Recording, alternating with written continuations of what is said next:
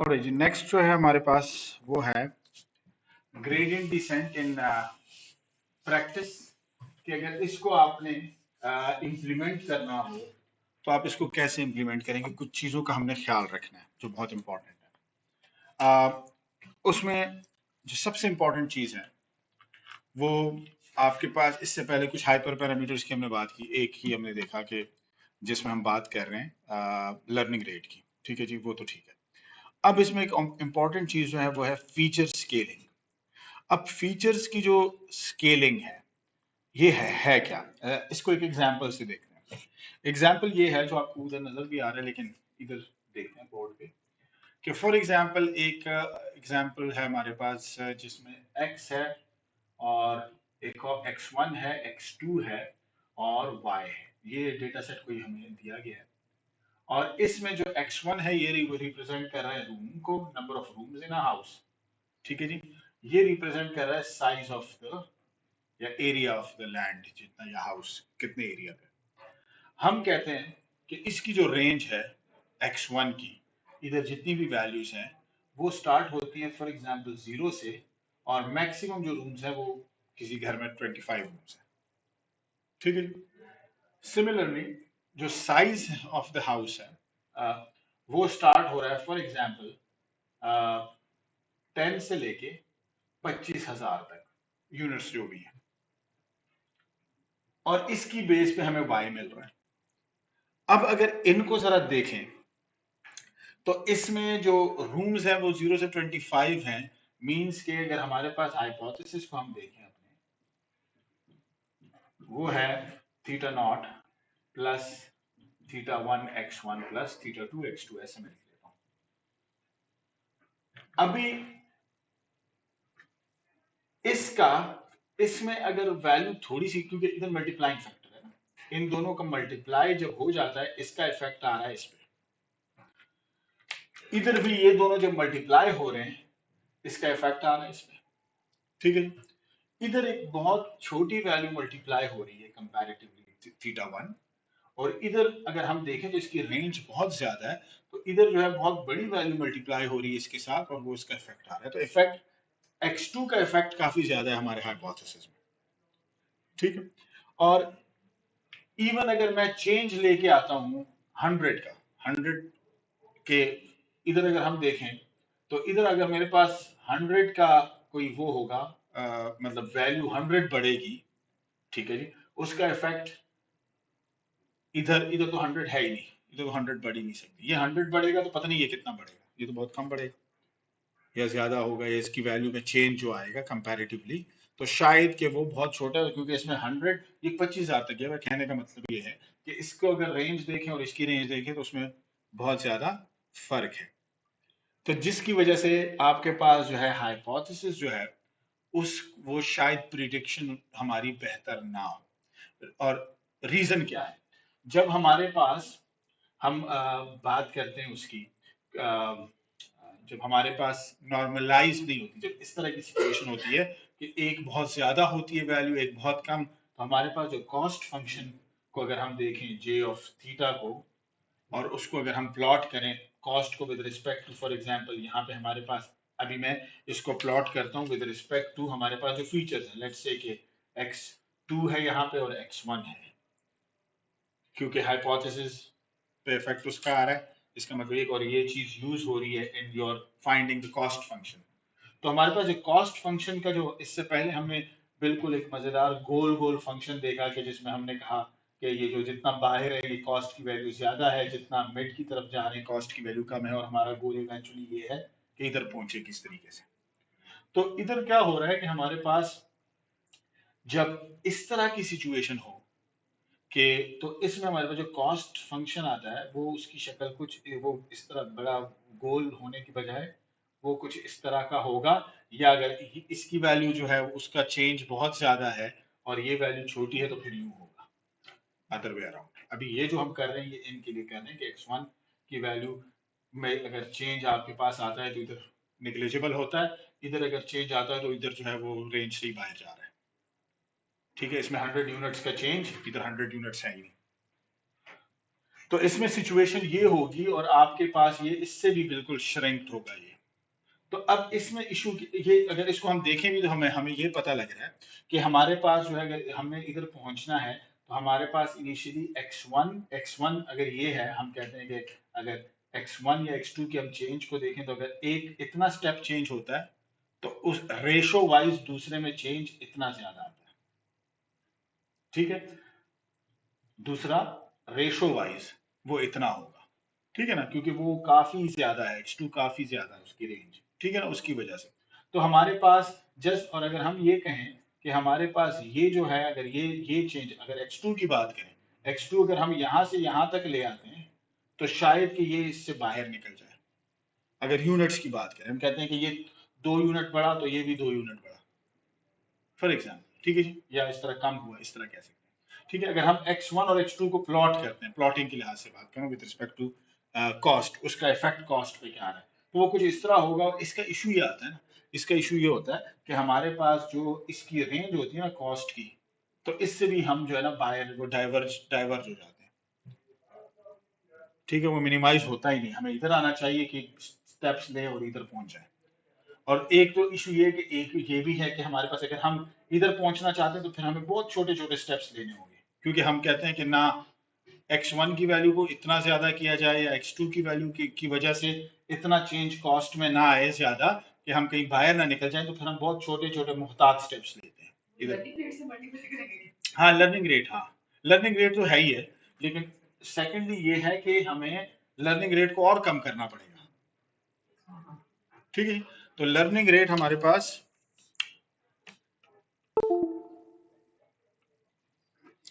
अच्छा जी, तो ये कैसे हो सकता है? ये आपके पास ऐसे हो सकता है कि हम कुछ तरीके हैं आपके पास फीचर स्केलिंग के कि थोड़ा नॉर्मलाइज आप कर लें।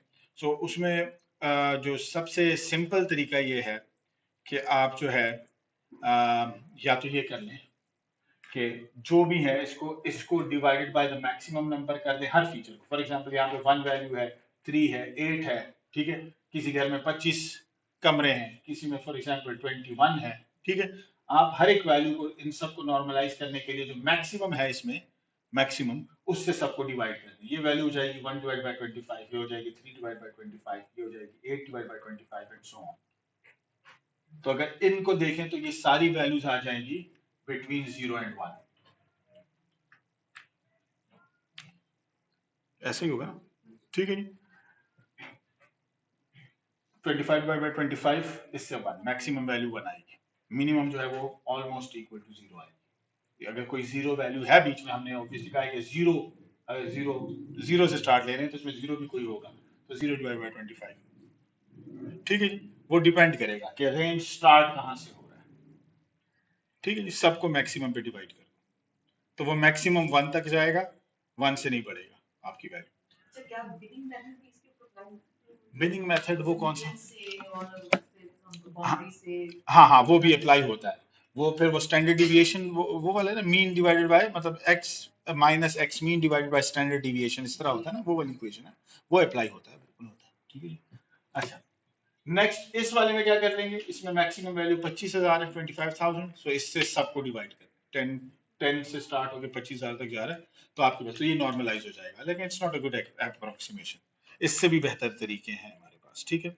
Another way of doing it is कि आप क्या करें कि इन सब को ले आए। अभी इस केस में जो अभी हमने किया है, इसमें हमने कहा कि 0 और 1 की रेंज में ले आए हैं, लेकिन एक और अच्छी अप्रोक्सीमेशन ये है कि हम इन सबको -0.5 से 0.5 की रेंज में ले आए, कि ना इससे कम हो ना इससे ज्यादा हो।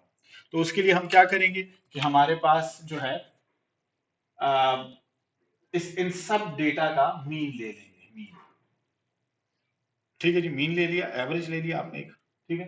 तो आपने हर वैल्यू को, लेट्स कॉल इट एक्स आई, अगर मैं यूं करूं एक्स आई, ठीक है जी, और जे, ठीक है जी, माइनस एक्स, मीन में कर दूं या म्यू कर दूं, म्यू मीन ऑफ एक्स, ठीक है जी, जितने भी ये है या एक्स, ठीक है जी, और फिर इधर divided by x max, x i j में जो मैक्स है, माइनस एक्स आई जे मिन। समझ आ रही है बात? ठीक है, इसमें मैक्सिमम था 25, मिनिमम था 0। ठीक है, और फॉर एग्जांपल इसका एवरेज आ रहा है 12.5 फॉर एग्जांपल, यूनिफॉर्मली डिस्ट्रीब्यूटेड है तो एवरेज 12.5 होगा। तो हमारे पास ये जो इक्वेशन है, ये जो अगर इसको सॉल्व करेंगे तो हर एक वैल्यू क्या होगी, सबसे पहले अगर पहली वैल्यू 1 है तो ये हो जाएगी 1 minus 12.5 divided by maximum minus minimum, 25 minus 0 25। तो इससे आपके पास ये जो वैल्यू आएगी ये 0 माइनस 0.5 के करीब करीब होगी, आप देख लेना इसको। ठीक है, उसके करीब करीब होगी। दूसरी क्योंकि माइनस आ रहा है ये क्या कर देगा, ये माइनस 11.5 डिवाइड बाय 25 हो जाएगा। अच्छा, नेक्स्ट आपके पास और मैक्सिमम क्या होगी जब ये वैल्यू होगी 25 माइनस 12.5 डिवाइड बाय 25, तो ये हो जाएगा 12.5 डिवाइड बाय 25, तो ये 1/2 विच इज इक्वल टू 0.5। तो आप देखेंगे कि मैक्सिमम वैल्यू वो 0.5 होगी आपके पास। Same goes for this one, if you do it for any range of values, considering कि वो कितनी बड़ी वैल्यू है। So in all the cases you are getting your values between minus 0.5 and plus 0.5, ये आपकी ये हेल्प कर देगा। ठीक है, अच्छा फिर जो आपने बात की, आप ये तरीका भी कर सकते हैं कि x माइनस द मीन, जो भी x की वैल्यू, पहली वैल्यू है, दूसरी है, तीसरी है, minus the mean of the whole divided by the standard deviation, ये भी कर सकते हैं आप। ठीक है, तो इस ये भी एक तरीका है करने का। So whichever way looks fine to you, आप वो करें। So but the normal practice is to use this method and this method, and there are whole a lot of methods। वो देखें कि डेटा नॉर्मलाइजेशन के techniques क्या है, तो वो आपको मिल जाएंगे कि ये टेक्निक्स हैं, कुछ मैंने बता दी आपको।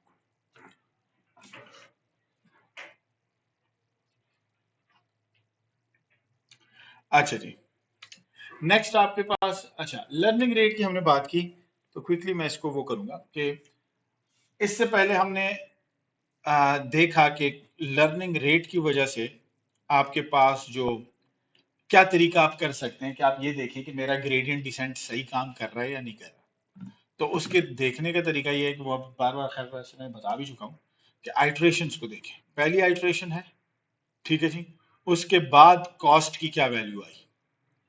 ठीक है, आपने क्या किया कि खैर मैं बता चुका हूँ, मैं फिर बताता हूँ कि थीटा नॉट अपडेट कुछ रैंडम लिया, थीटा 1 लिया, थीटा 2 लिया एंड सो ऑन, जितने भी हैं रैंडम लिए। इससे आपने फाइंड किया कॉस्ट को, cost for all the thetas, ये वैल्यू जो आई, ठीक है जी, let's call it some value K. ठीक है जी, ये आई आपके पास। आपने नेक्स्ट क्या किया, फर्स्ट आइटरेशन चलाई ग्रेडियंट डिसेंट की, इससे क्या हुआ, थीटा नॉट अपडेट हो गया और ऑल द थीटास अपडेट हो गए, अप टू थीटा एन जितने भी है अपडेट हो गए। फिर आपने क्या किया, आपने फिर कॉस्ट फाइंड किया for the updated thetas, let's call it L. ठीक है जी, तो हम कह रहे थे कि ये जो वैल्यू आई है एल की, if it is less than k, it means k this the batch gradient descent, this will work for batch gradient descent। ठीक है जी, perfect sense। so आपके पास your बल्कि for all in fact, ठीक है जी, if it is less, क्योंकि इसमें हम उसको देख रहे हैं, जंप्स को नहीं देख रहे, तो लेस आपके पास आई है जो अभी करंट वैल्यू है पिछली कॉस्ट फंक्शन से, तो हम कहेंगे कि ठीक काम कर रहा है, आगे भी चलाते जाओ इसको। ठीक है जी, और कहां पे रुकेंगे, the best practice is to know if the j decreases by less than 10 raised to power minus 3 in one iteration, ठीक है जी, तो आप डिक्लेयर कर दें कि कन्वर्ट हो गए हैं। ठीक है, मींस के इसका और इसका डिफरेंस k अगर l माइनस के आप करेंगे, इनका डिफरेंस जो है वो आपके पास ये k माइनस एल कर दें तो ज्यादा बेहतर होगा। सो द डिफरेंस इज, क्योंकि ज्यादा वैल्यू होगी ये कम होगी, if the difference is less than 10 raised to the power minus 3, तो आप कहेंगे कि इट हैज कन्वर्ज्ड। ठीक है, and if graphically if we look at it, so if the number of iterations increases, our cost function should decrease। ठीक है, eventually it should get steady, ठीक है जी, तो उधर हम लोग जाएंगे जहां पे स्टडी हो जाता है। सो ग्रेडियंट डिसेंट अगर सही नहीं चल रहा तो आपके पास ये सिचुएशन हो सकती है, ठीक है जी, नंबर ऑफ आइटरेशंस बढ़ी, डाइवर्ज कर गया, ठीक है जी, या कभी कम हो रहा है कभी ज्यादा हो रहा है, ओवरशूट अंडरशूट, ठीक है, लेफ्ट राइट में क्या है, ठीक है। सो ये आपके पास सिचुएशंस आ सकती हैं। Always the best practice is to plot it, ठीक है जी, कॉस्ट फंक्शन को अपना पूरा एल्गोरिथम चलाएं, कॉस्ट फंक्शन को प्लॉट करें for the number of iterations, ठीक है जी। लास्ट टाइम शायद मैंने आपको वो पाइथन का कोड बताया था जिसमें हम कॉस्ट फंक्शन को देख सकते थे। तो एक लाइब्रेरी है आपके पास बड़ी अच्छी, उसको कहते हैं पांडास लाइब्रेरी, ठीक है जी। सो पांडास लाइब्रेरी यूज करें CSV फाइल्स के लिए, ठीक है। तो कॉस्ट फंक्शन को CSV फाइल्स में एक्सपोर्ट करें और फिर उसको इंपोर्ट करके उसको ग्राफिकली यहाँ पे शो करें, ठीक है। सो पांडास भी यूज कर सकते हैं और सिंपल वन है उसको कहते हैं इंपोर्ट CSV नाम से ही लाइब्रेरी है, ठीक है, इंपोर्ट CSV। तो अगर वो आप करते हैं तो पांडास की शायद अगर आप कहते हैं कॉम्प्लिकेटेड है थोड़ा, वो कॉम्प्लिकेटेड वैसे नहीं है इतना, लेकिन ये कि पांडास को सीखें if you are playing with data.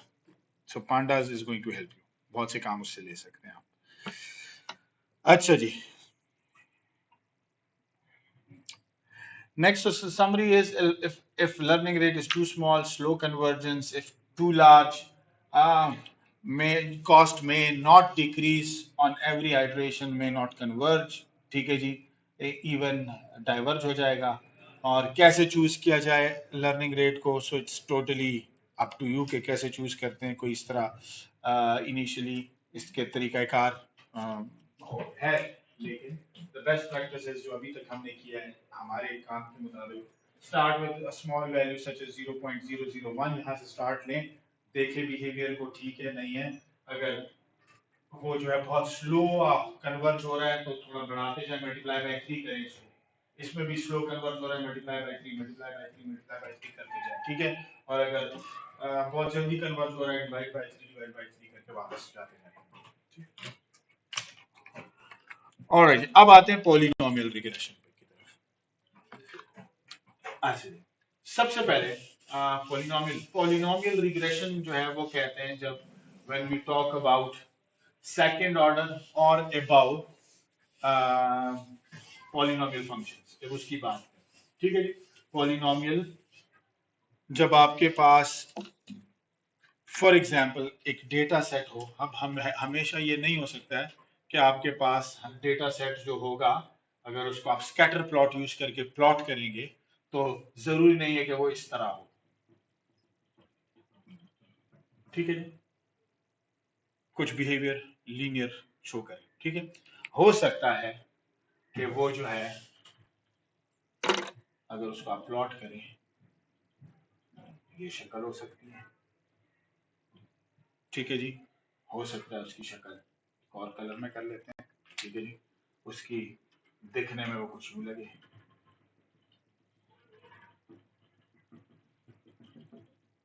कुछ टाइम के बाद स्टडी हो गया, ठीक है, डेटा स्टडी हो, कुछ ये कि कुछ टाइम तक स्टडी जा रहा है, एकदम यू इंक्रीज होना शुरू हो गया, इस तरह कुछ, ठीक है। तो आपके पास इस तरह के जो फंक्शंस हैं या इस तरह का जो डेटा होता है, सो उस पे हाइपोथेसिस अगर हम लगाते हैं स्ट्रेट लाइन की, ठीक है, अगर हम यूज करते हैं फॉर एग्जांपल इस डेटा पे ये वाला जो है, इस पे मैं स्ट्रेट लाइन लगाता हूं तो वो यूं आएगा। अगर मॉडल को ट्रेन करता हूं तो मेरे पास अगर कोई मुझसे पूछता है कि जरा बताओ कि इस x की क्या वैल्यू होगी, इनफैक्ट वो स्टेडी हो चुका है लेकिन मैं उसको बताऊंगा कि नहीं ये वैल्यू है, दैट इज रॉन्ग, आगे जाके इस x की वैल्यू क्या है तो ये आगे जाके और बढ़ जाएगा, मैं भी ये वैल्यू बता दूंगा, इनफैक्ट वो ओरिजिनल आंसर के ही यहाँ पे। So this is not a good approximation, linear जो आपका मॉडल है वो यहाँ पे काम नहीं करेगा, या लीनियर रिग्रेशन जो आप करते रहे वो यहाँ पे काम नहीं करेगा, ठीक है जी। तो आपके पास आपको जाना होगा पॉलिनोमियल रिग्रेशन की तरफ, ठीक है जी। तो पॉलिनोमियल रिग्रेशन की तरफ जाने से पहले जरा एक डेटा सेट को देख लेते हैं। हमारे पास फॉर एग्जांपल एक x है, ठीक है जी, और उसकी बेस पे हमें कुछ y मिल रहा है। अब ये हो सकता है कि मैं इसका स्क्वायर ले लूं एक, और इसको कह दूं कि मेरा दूसरा फीचर है, this is equal to for example ये x1 है, और मैं x1 का स्क्वायर को कह देता हूं कि ये मेरा x2 है। समझ आ रही है? x1 ही है, लेकिन बेसिकली उसका मैंने स्क्वायर कर दिया, ये एक नया फीचर बन गया। I can come up with something like this as well, ठीक है, ये मेरी मर्जी है, डिपेंड करता है कि आप क्या काम कर रहे हैं। एक और है कि मैं यहाँ पे कर दूं कि x3 एक फीचर है मेरे पास, ठीक है जी, वो बेसिकली क्या है, वो x1 का क्यूब है। अब मैं बताऊंगा कि स्क्वायर और क्यूब का फायदा क्या है इसकी। अगर आपने फंक्शन जरा गूगल पे सर्च करें ना, इमेजेस पे जाएं कि आपको क्विकली चीजें पता लगे, आप देखें कि एक्स स्क्वायर फंक्शन कैसे दिखता है, ठीक है, वो आ जाएगा। तो उसकी जब आप शक्ल देखेंगे तो वो कुछ आपको यूं नजर आएगा, ठीक है जी। अगर आप इसको माइनस कर देते हैं तो वो यूं दिखेगा, कैसे भला, ठीक है, यूं, ठीक है, होपफुली ऐसे ही होगा, ठीक है, या ठीक है कुछ इस तरह। अगर आप इसको +3 कर देते हैं, 3x² तो शायद वो इस तरफ मूव कर जाए, -3x करेंगे तो इधर में मूव कर जाए, ठीक है जी। तो आप जो है you can play around with this one. So एक फीचर से हाँ जनरेट कर सकते हैं ना अभी, हाँ हाँ यही यही। अच्छा अब जो है जरा देखें इसको कि ये स्क्वायर का मतलब ये है कि मेरा डेटा फॉर एग्जांपल कुछ इस तरह स्कैटर्ड है यूं, ठीक है, यूं डेटा है।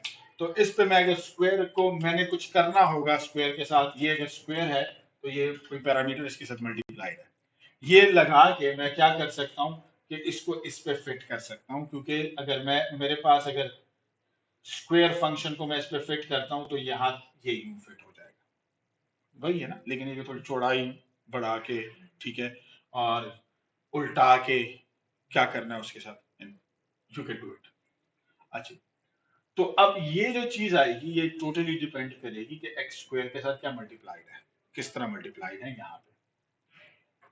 अब इसके अलावा अगर हम देखें, जितने मुझे इसमें बैंड्स चाहिए तो वो उतना ही मुझे पॉलिनोमियल ऑर्डर को बढ़ाना होगा।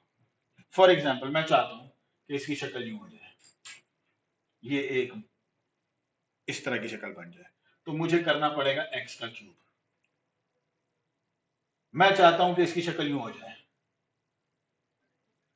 तो फिर मुझे फोर्थ ऑर्डर पे जाना होगा। मैं चाहता हूं कि ये यूं जाने की बजाय यूं स्टडी रहे, तो मुझे करना वो होगा x⁻1/2। ये फंक्शन है मुख्तलिफ, आप जरा देखिएगा कि आपको नजर आ जाए कि फंक्शंस दिखते किस तरह है। तो जब आप डेटा को ग्राफिकली देखेंगे तो आपको पता लग जाएगा कि मैंने किस किस्म के फंक्शंस की तरफ जाना है, मैंने अपने फीचर्स के कौन से ऑर्डर ऑफ पॉलिनोमियल तक जाना है। तो मैं क्या करूंगा कि x1 होगा, तो अगर मुझे इस तरह की शेप चाहिए तो मैं x1 का स्क्वायर कर दूंगा, उसको x2 कह दूंगा। अब मेरे पास जो इक्वेशन होगी वो क्या होगी, अब वो थीटा तो है लेकिन वो क्या है, x1 बल्कि theta naught plus theta one x1 plus theta two x2, लेकिन x2 बेसिकली क्या है, वो x1 का स्क्वायर है। सो ऑब्वियसली इस पे जो इफेक्ट आएगा इसका वो क्या आएगा, वो सेकंड ऑर्डर पॉलिनोमियल का आएगा, ठीक है जी। अगर इसको मैं थोड़ा और दोबारा लिख दूं उसको, इसको मैं यूं लिख सकता हूं ना कि आपको नजर आए चीज ज्यादा बेहतर, प्लस थीटा2 x1 स्क्वायर, ठीक है जी, क्लियर है यहाँ तक। अच्छा, सो आपके पास आप दो फीचर्स को मिला के भी एक फीचर बना सकते हैं। वो कैसे, कि फॉर एग्जांपल आपके पास घर की लेंथ बताई जा रही है, उसके एरिया की लैंड है कोई, और विड्थ बताया जा रहा है, तो मैं इनको मल्टीप्लाई करके इधर एक फीचर बनाऊं और उसको कहूं कि x1 multiply by x2 which is my area, area की इक्वेशन होगी ना। तो मैं बस ये दो खत्म हो जाएंगे, खत्म भी कर सकते हैं आप, और इधर जो होगा वो एरिया आ जाएगा। मैं एरिया पे डिसीजन ले रहा हूँ, ये आउटपुट है, क्योंकि मुझे लेंथ पता है, विड्थ पता है, तो बस इंस्टेड के दो फीचर्स को यूज करूँ तो मैं एक ही यूज कर लेता हूँ ना, तो फिर लीनियर मॉडल की तरफ में चला जाऊंगा। ये फीचर रिडक्शन हो गया, ये फीचर रिडक्शन, हाँ, आपने फीचर को रिड्यूस कर दिया, मतलब एक फीचर की उस पर लिख दिया। ठीक है, तो आप इस तरह भी कर सकते हैं कि आप दो, ये भी हो सकता है कि दो फीचर्स उनको मिला के एक फीचर बना लें, और वो आपको लीनियर मॉडल ही फिर जाना पड़े। या अगर इस तरह ना हो तो फिर आप एक फीचर का पॉलिनोमियल ऑर्डर, सेकंड ऑर्डर पे जाना है, उसके थर्ड पे जाना है, वो आप पे डिपेंड करता है। जैसे फॉर एग्जांपल ये नजर आ रहा है आपको यहाँ पे, ठीक है जी। So what if your data is actually more complex then a simple straight line, so surprisingly you can actually use a linear model. हमने ये लीनियर मॉडल यूज किया to fit non linear data. लेकिन क्या करना होगा, हमें पता है कि हमें इसमें x2 क्या है, बेसिकली x1 का स्क्वायर है। ठीक है, मॉडल वही यूज किया लेकिन तरीका उसको एक तरीके से किया है। ठीक है, सो a simple way to do this is to add powers of each feature as new feature, then train a linear model on this extended set of features. This technique is called polynomial regression. ठीक है जी, और ये आपके पास जो होगा, अगर इस data को आप देखें तो ये डेटा कुछ बिहेवियर शो कर रहा है। Straight line, if I draw straight line, so this is going to fit something like this। ठीक है, ऐसे आएगा, so which is not a good approximation। मुझे आप यहाँ पे वैल्यू पूछेंगे, सारी वैल्यूज यहाँ पे आ रही हैं, बट मैं आपको बताऊंगा कि इसकी वैल्यू तो 4 है या 5 है, so not a good approximation। So I need, if I need to fit my model on this data, I need to go, I see the behavior, I can see it, okay? It looks like a second order polynomial will be a good fit here, because अगर मैं उसके साथ कुछ कर लेता हूँ और वो ये है ना, यूं आई डोंट केयर कि किधर जा रहा है, मेरे मॉडल पे ये फिट हो गया, जितना है डेटा उससे उसके मुताबिक फिट हो गया। So now if you ask me what is the value of, for example, x at -1, so it will be a good approximation कि उसकी वैल्यू तकरीबन कुछ पाई की ये आ रही होगी predicted. So this technique is called polynomial regression। ठीक है जी, in polynomial regression uh, if you look here, this data is representing something, और इस पे जो ऊपर हमारे पास hypothesis है, ये हमारे पास दोनों पे इस पे फिट इन हो रही हैं। एक हमारे पास स्क्वायर है ब्लू वाली, सेकंड ऑर्डर पॉलिनोमियल तक अगर हम जाएंगे, और अगर थर्ड ऑर्डर पे जाएंगे तो फिर हमारे पास इसकी जो वो है, वो रेड वाली जो शेप है वो नजर आ रही है। हमने कहा कि उसमें एक बैंड आएगा थर्ड पे, फोर्थ में फिर और ज्यादा बैंड्स बनेंगे।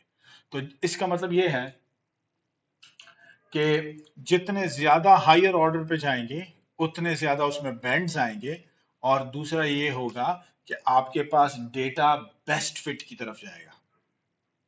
हायर ऑर्डर और best fit is fine, but कभी कभार बहुत ज्यादा पॉलिनोमियल ऑर्डर पे, हाई ऑर्डर पे चले जाओगे ना, तो उसको हम कहेंगे कि आप ओवर फिटिंग का प्रॉब्लम ये हो गया है। ओवर फिटिंग, ठीक है, ये मशीन लर्निंग में बहुत कॉमन प्रॉब्लम है। ओवर फिटिंग ये है, तीन चीजें हैं जो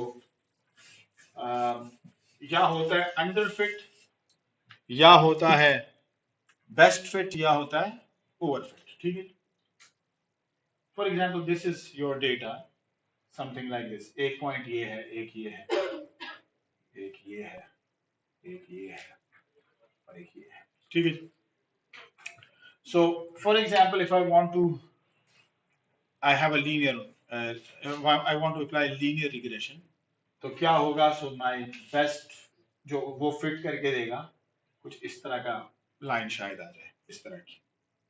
ठीक है जी, और बल्कि नहीं, थोड़ा सा मैं इसको डेटा को थोड़ा सा मॉडिफाई करता हूँ, कि समझाने में आसानी हो।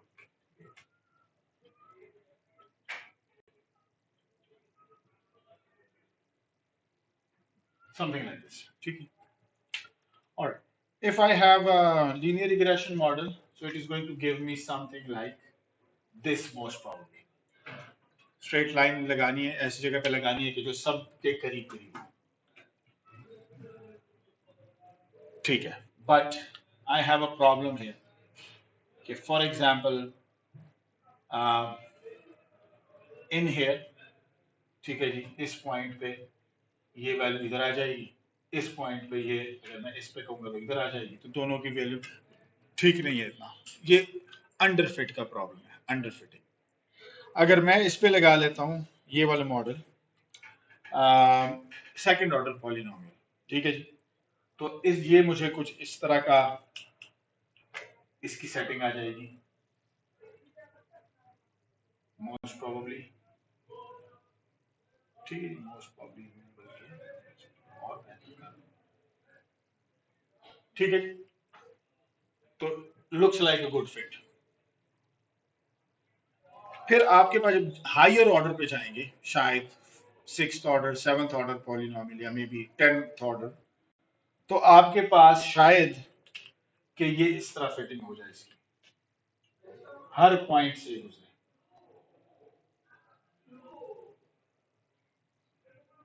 समझ आ रही है कुछ बात की? अब ये हर इसमें बड़ी जबरदस्त हर पॉइंट पे अप्रोक्सीमेट कर दिया उसको, मतलब वो टच कर दिया आपके सैंपल को, लेकिन इसका इशू ये आया कि इसको हम कहते हैं कि ओवर फिटिंग। ओवर फिटिंग ये कि फॉर एग्जांपल इन हेयर, यहाँ पे ये देखें आप, मैं इस पॉइंट पे कुछ वैल्यू लेना चाहता हूँ तो it should be something like this, but ये मुझे ये वैल्यू बता रहा है इन हेयर, ठीक है। द बिहेवियर माइट बी कि कुछ सैंपल इधर क्रॉस होना चाहिए कुछ, तो ये इधर आ रहा है, तो ये मुझे ये वैल्यू बता रहा है, ठीक है। तो इसमें आपके पास ये भी हो सकता है कि ये जो है ना ये इस तरह हो जाए जब मैं इसको ट्रेन कर रहा हूँ, ठीक है जी। जितना हायर ऑर्डर पे जाएंगे तो ये जो है ना, ये इसमें जो इसकी कुछ फ्रीक्वेंसी, बहुत ज्यादा फ्रीक्वेंसी बढ़ेगी, ऐसा समझ।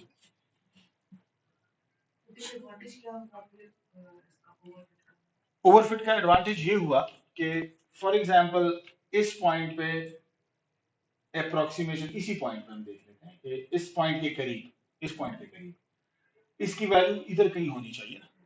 आप जब इधर वैल्यू देखते हैं तो वो आपको ये पॉइंट बता रहा है, ठीक है। इधर जो है फॉर एग्जांपल यहाँ पे कहीं एक्सपेक्टेडली अगर ये वैल्यू ये है तो इसके बीच की वैल्यू कहीं यहाँ पे होनी चाहिए ना। आप इसको कहते हैं कि इधर क्या वैल्यू है, वो आपको ये वैल्यू बता रहा है। तो इशू ये आएगा, डिटेल से पढ़ेंगे इसको, लेकिन ये कि जस्ट एक डिफरेंस मैं आपको बताना चाहता था कि हमारे पास under fit, best fit and over fit, ये तीन सिचुएशंस हैं। तो हमें हमेशा बेस्ट फिट की तरफ जाना चाहिए, ओवर फिटिंग से बचना है। ओवर फिटिंग से बचने के लिए हम देखेंगे कि देयर इज वन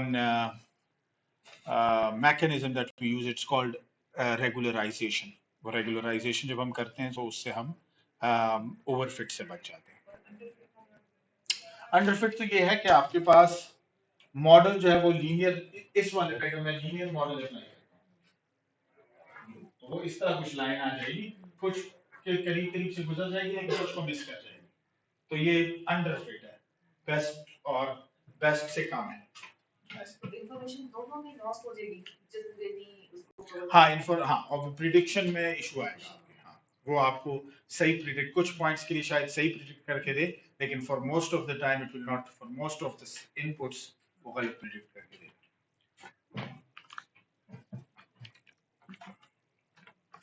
अच्छा जी, अब जरा बात करते हैं कि in polynomial regression most of the times आपको फीचर स्केलिंग की जरूरत पड़नी है। क्यों पड़नी है? बिकॉज जस्ट इमेजिन कि आपके पास कुछ इस तरह डेटा होगा आपके पास कि जिसकी वैल्यूज बहुत ज्यादा होती हैं। फॉर एग्जाम्पल, हम ज्यादा नहीं जाते, लेकिन हम वो अभी जो हमने थोड़ी देर पहले एग्जाम्पल देखी कि जिसमें हमने कहा कि साइज ऑफ द हाउस जिसकी मैक्सिमम रेंज थी 25,000 for example, just take this one, ठीक है। या हम, हाँ ये भी ठीक, या इसको थोड़ा कम कर देते हैं, चलो ये भी बहुत ज्यादा वैल्यू, हम कहते हैं कि maximum value is 1000 for example, ज्यादा दूर नहीं जाता।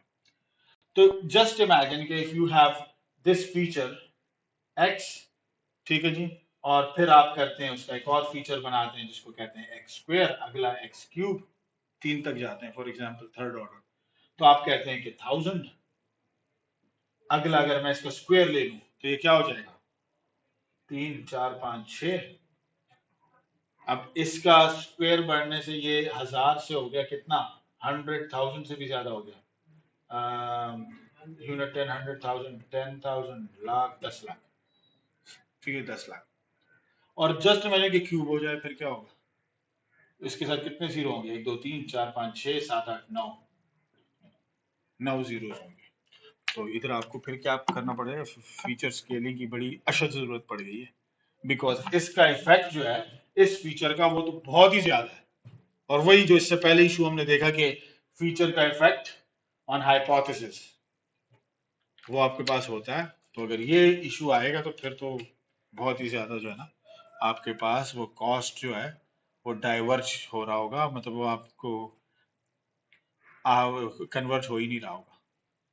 ठीक है, तो आपको हर हाल में फिर ये करना होगा। सो these are another functions, it is representing that this blue one is the square function, ठीक है जी, second order polynomial।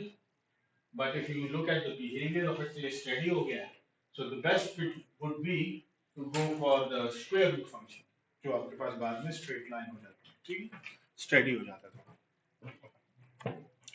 और ये आपको ग्राफिकल एनालिसिस है जो आपको बताया जा रहा है कि for the higher order, for the linear regression क्या होगा, और फिर second order polynomial and higher 300 तक की गया होगा। सो यू कैन सी कि this for the same data जो बार बार हम देख रहे हैं, दिस वन। सो हमारे पास जो रेड लाइन है, this is representing the linear regression model जो हमने पढ़ा। तो इसमें आप देख रहे हैं कि ये स्ट्रेट लाइन ही आ रही है। अब इसमें हमारे पास क्या है, it's not a good fit. Why? Because if you look at it, तो ये सैंपल, ये बहुत सारा एरिया इससे मिस आउट हो गया है। और इधर मैं अगर इसको कहूंगा तो what is the value at 0, it is going to tell me something like 4 for example. ठीक, सो हमें कोई और मॉडल देखना है, तो अगर सेकंड ऑर्डर पे जाता हूं तो सेकंड ऑर्डर में ये आ रहा है, ये dotted blue line looks like a good fit, approximation अच्छी करनी हुई है। एट 300 तो आपके पास कोई बहुत ही ज्यादा इसमें वेरिएशंस आएंगे, और आप देखेंगे कि if I ask it what is the value at this point, for example -0, -1.5, तो ये मुझे कोई ये पीक बता रहा है, इस पे वैल्यू आ जाएगी 4 5 आ जाएगी। होना ये नहीं चाहिए क्योंकि इस पीक ये यहाँ पे वैल्यूज है, इस एरिया में मुझे बताना चाहिए, which is the problem of overfitting there। ठीक है, so this one explains it better कि आपके पास best fit, under fit and over fit के प्रॉब्लम्स क्या क्या है, but we'll do see it maybe in the coming class। बहुत अच्छी रिग्रेशन तो ना हुई थी, हाँ ये कोई अच्छी रिग्रेशन ना हुई, इसके लिए कोई नहीं, तो नहीं, पॉलिनोमियल अच्छी हुई ना, कि पॉलिनोमियल में आपके second order is fine, right. ये वाला तो पॉलिनोमियल रिग्रेशन है ना, ये लीनियर है, बाकी तो सारे पॉलिनोमियल है, लेकिन पॉलिनोमियल में कौन सा ऑर्डर है, so this one is second order, means कि आप फीचर्स की स्क्वायर से ज्यादा नहीं जा रहे हैं। ये भी हो सकता है ना कि एक तो आपके पास एक ही फीचर है ना, आपने उसका स्क्वायर ले लिया, x square and then x cube, यहां तक चलिए एक्स और एक्स स्क्वायर, एक ही फीचर था एक्स और वाई। ये भी हो सकता है ना कि दो तीन फीचर हो, x1 x2 फॉर एग्जांपल, इनकी बेस पे y है, तो आप क्या करते हैं, इधर फिर आपका इक्वेशन ये बन जाएगा, theta naught plus theta 1 x1 plus theta 2 x2 plus theta 3 x1 square plus theta 4 x x2 square plus theta 5 x1 x2 plus theta 6 x, बस खत्म, x1 x2 ही है। ठीक है, इधर तक आपके पास इसकी इक्वेशन है, फिर आपने आपकी हाइपोथेसिस ये हो गई है। ठीक है, इसकी रिप्रेजेंटेशन उसी तरह ही है, कैसे कि now these are all my features, आप ये लिख सकते हैं कि ये x1 x2, अब ये एक और फीचर है 3, चौथा, पांचवा। ठीक है, दो थे, आपने उसको इस तरह कर दिया। ठीक है, सेकंड ऑर्डर पे जा रहे हैं, हायर पे नहीं जा रहे। सो इससे क्या होगा कि आपके पास अब जो है, अगर मैं इसको रिप्रेजेंट करूं, x theta of x is equal to theta transpose x। अब थीटा ट्रांसपोज क्या है, थीटा ट्रांसपोज या थीटा, थीटा कौन सा वेक्टर था, तो अगर मैं उसको देखूं तो वो मेरे पास है theta naught, theta 1 up to theta 5। ठीक है, उसको सॉल्व करेंगे तो ऐसे सॉल्व करेंगे। फिर आपके पास जो नेक्स्ट है वो है x, तो x में क्या है, सबसे पहले 1, फिर है x1, फिर x2, फिर x1 स्क्वायर, फिर x2 स्क्वायर, फिर x1 x2, गिन ले 1 2 3 4 5 6, 1 2 3 4 5 6। ठीक, तो बस इसको सॉल्व कर लें, वो अपना तरीका आपने जो पहले किया हुआ है एग्जैक्टली वही यूज होगा, बट इसकी रिप्रेजेंटेशन क्या होगी, यहाँ पे आपको स्क्वायर करना होगा, स्क्वायर स्क्वायर और इन दोनों का मल्टीप्लिकेशन, ये वैल्यूज इधर इंसर्ट करनी होगी। ठीक है जी, और नेक्स्ट हमारे पास है नॉर्मल इक्वेशन। हाँ ये बड़ा अच्छा है नॉर्मल इक्वेशन। अब जो हमने किया ग्रेडियंट डिसेंट, इतने आपने जो है मैथमेटिक्स सीखी है सारा कुछ, उस सब को आप जो है ना छुटकियों में कर सकते हैं। हमें हमारा गोल क्या है, इन द एंड गोल ये है कि अपडेटेड ये हमें मिल जाए। इस इक्वेशन के लिए हमें ये मिल जाए, ये मिल जाए, ये मिल जाए, ये मिल जाए, ठीक है जी। और हम कोई भी उसको दो फीचर दें x1 x2, और वो हमें आउटपुट प्रिडिक्ट करके दे दे। बाकी तो मल्टीप्लिकेशन है ना x1 x2 की, हमें x1 x2 कोई दे दे और हम उसको बताएं कि प्रिडिक्टेड आउटपुट ये होगा। अब इसको कैसे किया जा सकता है, एक तो हमने ये तरीका देख लिया ग्रेडियंट डिसेंट का, एक और तरीका है करने का, उसको कहते हैं नॉर्मल इक्वेशन। नॉर्मल इक्वेशन जो है ये बड़ा आसान तरीका है, लेकिन it is used when you have a small sample space, या आपका जो ट्रेनिंग डेटा है वो कम है, जब तो फिर ये जो है बहुत अच्छा, ये बहुत अच्छा सोल्यूशन है आपको जो है वो फाइंड करने का, पैरामीटर्स फाइंड करने का। ठीक है जी, normal equation method. Normal equation में डायरेक्ट जो है, नॉर्मल इक्वेशन क्या है basically it is a method to solve for theta या फॉर पैरामीटर्स एनालिटिकली। ठीक है जी, अगर इसको हम ये देखें, डायरेक्ट में आ जाता हूं इसके इक्वेशन पे। इसको करने का तरीका इट्स वेरी सिंपल। आपको क्या करना है कि आपके जितने भी फीचर्स हैं, ठीक है जी, आप क्या करेंगे कि आपके पास, if you look at it here, if you look at it, forget about x naught at the moment. x naught क्या है, x naught we know it, it's 1 for all, ठीक है जी। so let's write it, x naught 1 है, हमें पता है सब उसके लिए हमारे जो इंस्टेंसेस हैं उनके, the rest x1 is size, number x2 second feature is for example the number of bedrooms in a house, x3 number of floors, x4 age of the house, और उसकी बेस पे मुझे कुछ आउटपुट मिल रहा है, answer कुछ मिल रहा है, मॉडल को इसमें मैंने ट्रेन करना है, ये डेटा सेट है। अब ये जितने भी हैं, लेकिन less samples, so gradient descent, ये normal equation is going to work, लेकिन हम देखते हैं क्या। अब इसको लिखने का तरीका, आपने क्या करना है कि सबसे पहले अपने x लिखना है, x matrix. In this case x matrix जो होगा, बल्कि फॉर ऑल द केसेस, यहां पे आएंगे आपके पास x नॉट, ठीक है जी, जितने भी हैं, इधर आ जाएंगे x1 x2 dot dot dot xn, जितने भी नंबर ऑफ फीचर्स, ठीक है। तो ये आपके पास सारे इधर आ जाएंगे 1 1 1 अप टू जितने भी हैं, यहाँ पे जो भी वैल्यूज है, फॉर एग्जांपल 2104, फिर 1416 डॉट डॉट डॉट आखिरी 852 एंड सो ऑन, ठीक है।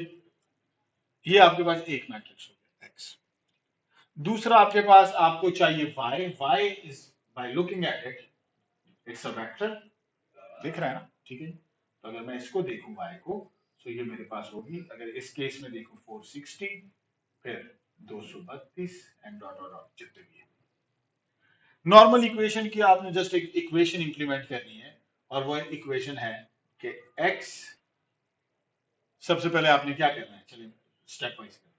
सबसे पहले आपने ये करना है कि x का ट्रांसपोज ले लेना है, ट्रांसपोज जानते हैं ना, रोज को कॉलम्स में कन्वर्ट कर देना, ठीक है। फिर आपने जो इससे आंसर आया है उसको x से मल्टीप्लाई कर देना है, x ट्रांसपोज को x से मल्टीप्लाई कर देना है। इससे जो आंसर आएगा उसको आपने इनवर्स ले लेना है, उसका इनवर्स तो जानते हैं ना मैट्रिक्स का, इससे मैट्रिक्स आएगी, उसका इनवर्स लेना, उससे जो आंसर आया उसको मल्टीप्लाई कर देना है x के ट्रांसपोज जो आपने पहले फाइंड किया है, उसी से मल्टीप्लाई कर देना है।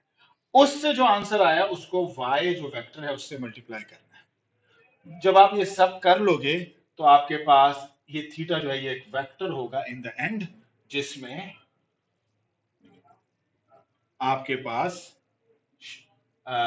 इस केस में जो ये करेंगे, अगर इस तरह लिखेंगे और ये करेंगे, so it will be a column vector. ठीक है जी। इन दिस कॉलम वेक्टर जो पहला टर्म यहां पे आ रहा होगा, this will be your theta 0, दूसरा जो होगा थीटा 1, थीटा 2 अप टू जितने भी हैं थीटा n तक। ठीक है जी, सिंपल हो गया ना। लेकिन द इशू इज कि this will work for small data sets, और small data sets में it's very efficient. You don't need to wait for the computations और इतना लंबा चौड़ा कोड लिखने की। अभी मैं इसका कोड आपको बताता हूँ मैटलैब का।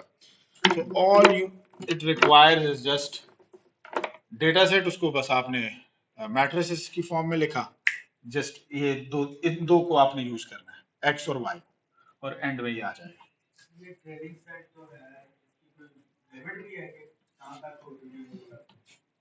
इसमें हाँ है, मेरे ख्याल से लिमिट तो नहीं है, लेकिन इसमें जो बेस्ट प्रैक्टिस है वो एक तो कंप्यूटर पे भी डिपेंड करता है ना, कि आपका कंप्यूटर कितना तगड़ा है, प्रोसेसिंग कितनी अच्छी है उसकी। तो फिर तो बड़े डेटा सेट्स जो है ना, शायद मेरे कंप्यूटर में वो अच्छा काम ना करे, आपके वाले में वो जल्दी कर लें प्रोसेसिंग।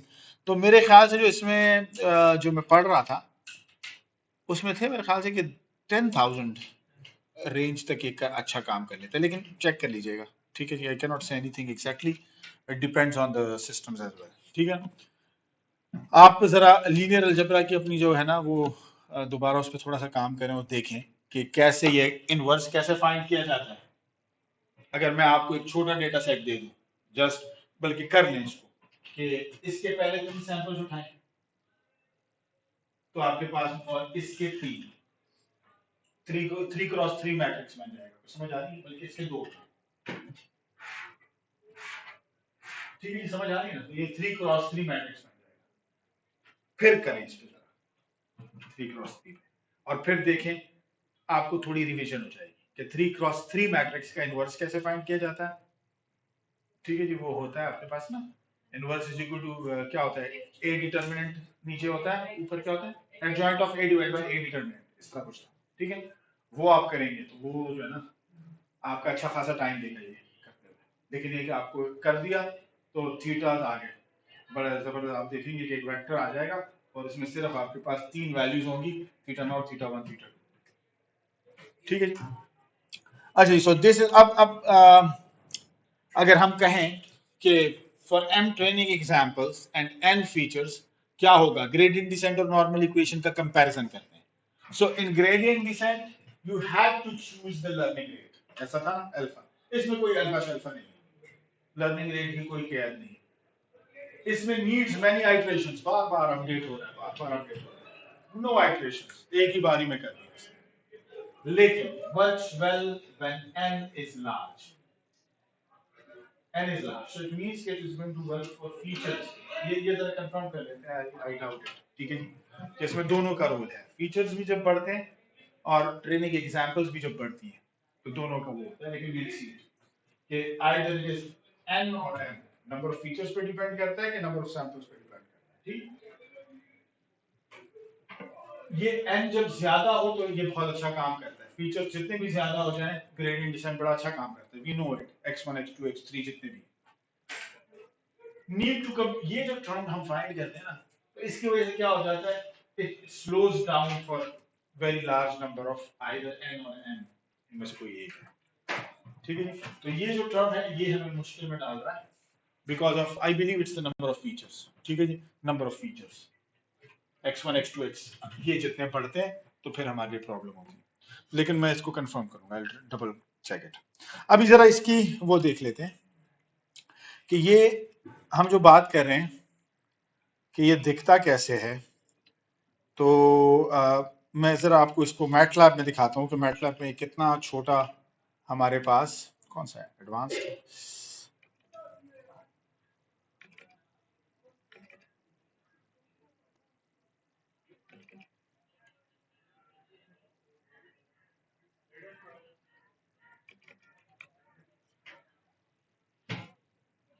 इसको देख लेते हैं मैटलैब में। इसका जस्ट मैं आपको वो पार्ट दिखा देता हूँ जहाँ पे नॉर्मल इक्वेशन यूज हुआ है।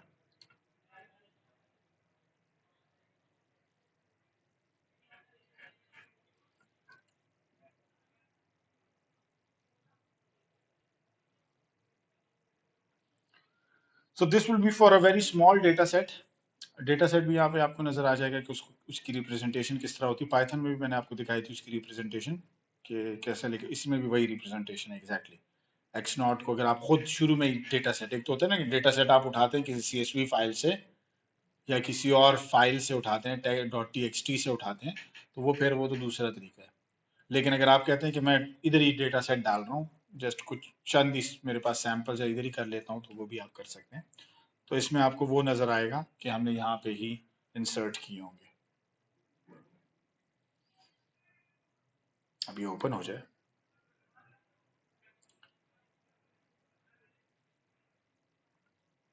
अच्छा जी, वेट करते हैं थोड़ा सा।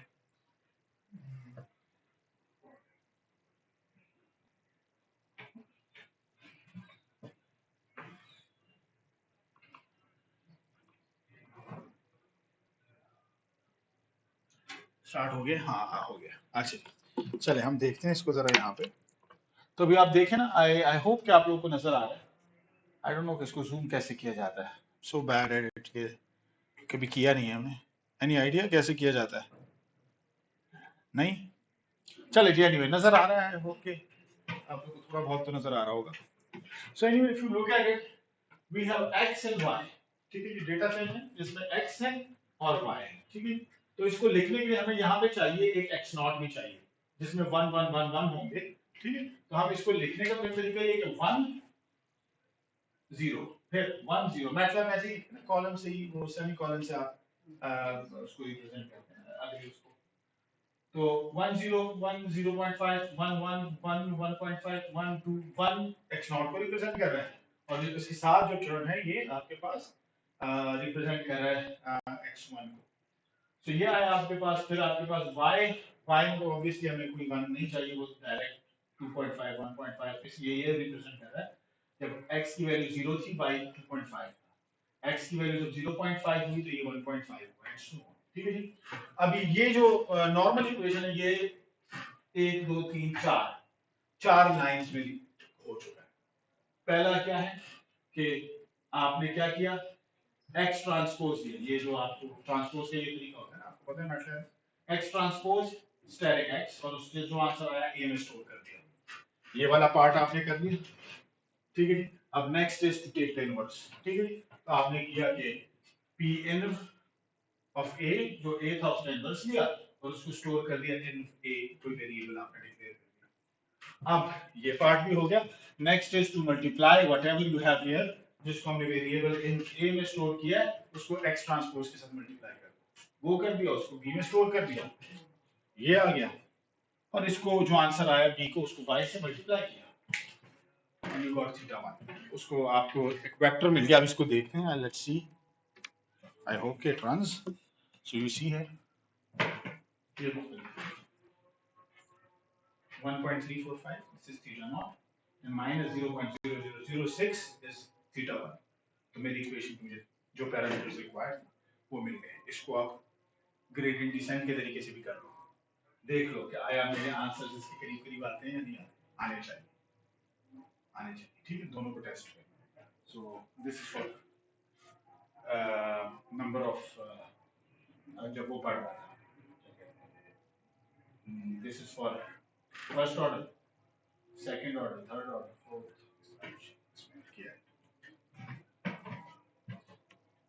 अच्छा, जब तक अजान होती है तो मैं आपको यहाँ पे वो यूबंटू के एनवायरनमेंट से थोड़ा फेमिलियर कर देता हूँ और एनाकोंडा से।